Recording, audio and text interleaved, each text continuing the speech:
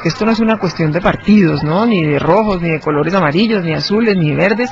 Esto es un tema importante y en el que todos tenemos que ver, y una responsabilidad inmensa, invitarlos a firmar un proyecto de acuerdo que se ha discutido en el Consejo de Bogotá, donde Bogotá sea la primera ciudad de Colombia en asumir esto, ¿no? En responsabilizarse de verdad, y que aceptemos este convenio. Es promoviendo, es hablándole a la gente, es informándola, es diciéndole que no podemos seguir castigando a nuestros hijos de esa manera tan violenta, porque pues la idea es ir sanando, ir cortando esos, digamos, esas cadenas de violencia y de agresividad, y no sé si eso sea de genético o es un ejemplo en la casa o qué es lo que pasa, pero la realidad es que existe y que seguimos siendo extremadamente violentos. Miren lo que pasó con los taxistas, miren la forma de enfrentar el tema. Miren cuando hubo un paro de transportadores el año pasado, creo que fue, que duró varios días, y cuál fue la localidad más violenta a la hora de enfrentarse a esto, y quiénes eran: niños de 12, 13, 14 años, que los veíamos en los noticieros con sus falditas a cuadritos a las niñas,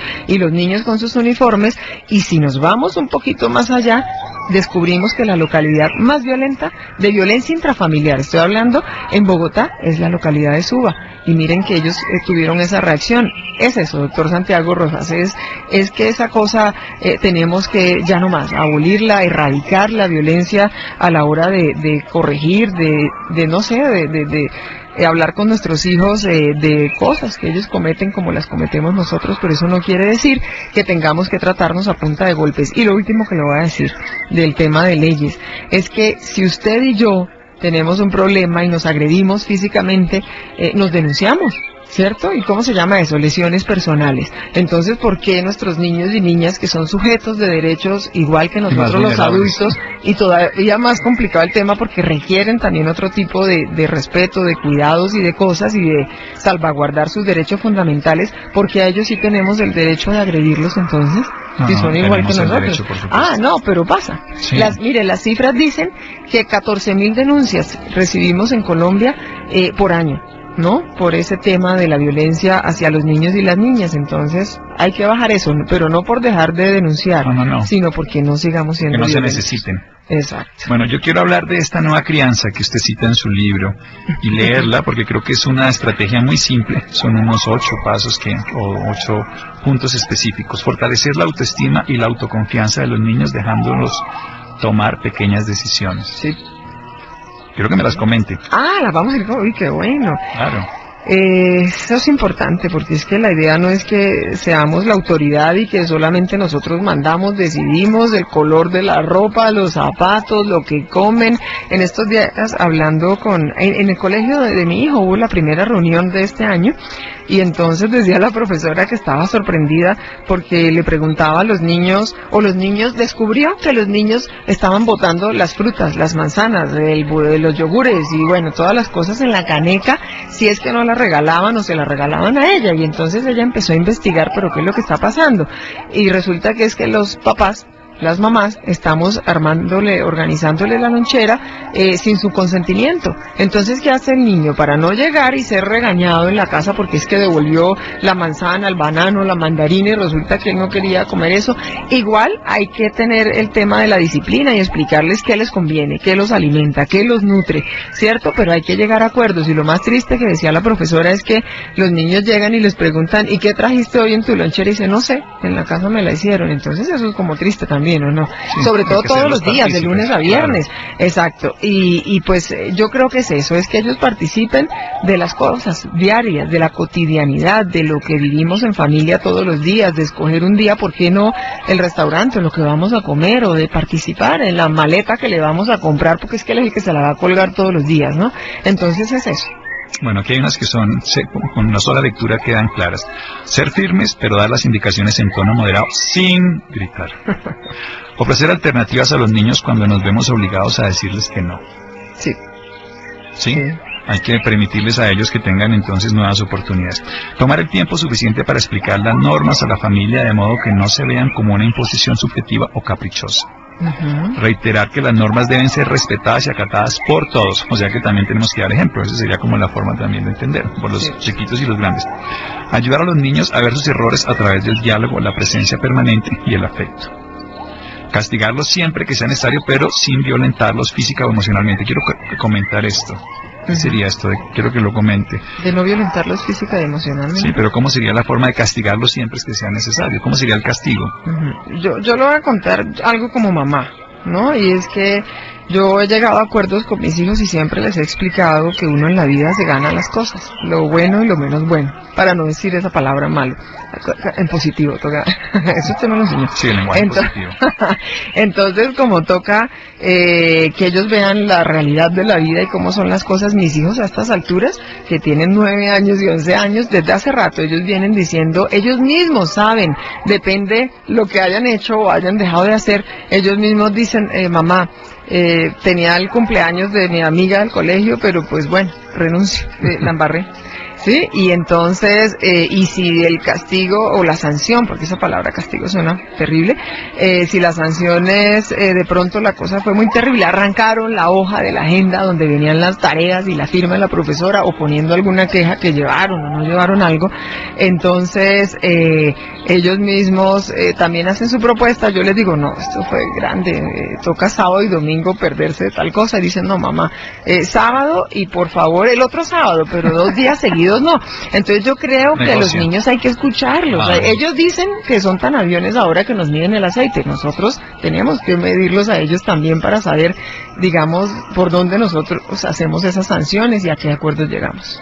Bueno, yo quiero decir además como médico, para referirnos un poco a la primera parte, que cuando uno ha tenido un maltrato, cuando uno ha tenido una agresión, una dificultad, hay estrategias terapéuticas de la psicología moderna, de la psicología transpersonal, para sanar muchos de esos dolores, porque no nos quedemos simplemente en decir que yo he sido violentado, entonces voy a ser violentador, que yo he sido agredido, voy a ser agresor, sino que hemos sido víctimas y queremos transformarlos. Hay 3 opciones que tiene una persona que ha tenido un estrés postraumático, que es como lo enfocamos en medicina. La primera, ser víctima eternamente. Una mujer violada puede ser toda la vida una víctima y nunca acercarse a los hombres por miedo. Una mujer violada puede volverse como Rosario Tijeras, puede ser victimaria y voy a destruir a todos los hombres, voy a enamorar pero para matarlos simbólicamente o físicamente, en el caso de la novela. Y tercero, yo fui violada, hice una mujer, pero no quiero que a otras les pase. Voy a transformar mi vida y voy a ayudar a las que le pasaron para que lo sufran menos. Ese es el sentido de lo que tenemos que buscar como sociedad. Ayudar a los que sufrieron para que ellos se vuelvan parte de la solución y no del problema. Y evitar denunciando todos los días que esto no le pase a ningún otro niño, que no le pase a ningún otro personaje, que no haya ni garabitos, ni siquiera, digamos, primíparos en el sentido de garabito en el planeta.